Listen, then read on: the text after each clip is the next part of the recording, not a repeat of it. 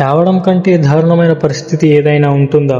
భగవద్గీత 2వ అధ్యాయం 34వ శ్లోకంలో కృష్ణుడు దీనికి ఒక షాకింగ్ ఆన్సర్ ఇచ్చారు. గౌరవంగా బతికే వ్యక్తికి సమాజంలో వచ్చే అవమానం మరణం కంటే ఎలా ఘోరమైనదో మీకు తెలియాలంటే ఈ వీడియోని ఎండ్ వరకు చూడండి. కృష్ణుడు అర్జునుడితో ఏమన్నాడంటే, ఓ అర్జున, నువ్వు యుద్ధం వదిలి పారిపోతే ఈ లోకం నిన్ను ఎప్పటికీ పిరికివాడిగా గుర్తుపెట్టుకుంటుంది. నీ అపకీర్తిని తరతరాలు మాట్లాడుకుంటారు. సమాజంలో ఎంతో గౌరవం ఉన్న వ్యక్తికి అలా వచ్చే అపకీర్తి, అవమానం చావడం కంటే చాలా భయంకరమైనది. కృష్ణుడు అర్జునుడితో ఇలా ఎందుకన్నాడంటే, ఎంతో నిజాయితీపరుడు, గొప్ప పేరున్న ఒక ఆఫీసర్ లేదా ఒక సెలబ్రిటీ ఏదైనా కష్టానికి భయపడి తప్పుడు నిర్ణయం తీసుకుంటే ఏమవుతుంది?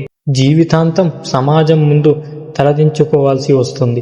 ప్రతి క్షణం అవమాన భారంతో బతకడం రోజు చావడంతో సమానం కదా. ఇక్కడ మనం గుర్తుంచుకోవాల్సిన విషయం ఏంటంటే, లైఫ్లో సవాళ్లు వచ్చినప్పుడు పారిపోతే టెంపరీగా మనకు సుఖం దొరకవచ్చు, కానీ పర్మనెంట్ గా మీ క్యారెక్టర్, మీ గౌరవం మట్టిపాలవుతాయి. సమస్యలను ఎదుర్కొని మీ ఆత్మ గౌరవాన్ని, బ్రాండ్ వాల్యూని కాపాడుకోండి. మరి అర్జునుడిని చూసి శత్రువులు, లోకం అసలు ఏమనుకుంటారు? కృష్ణుడు ఇంకా ఇలాంటి పదునైన మాటలు అన్నాడు.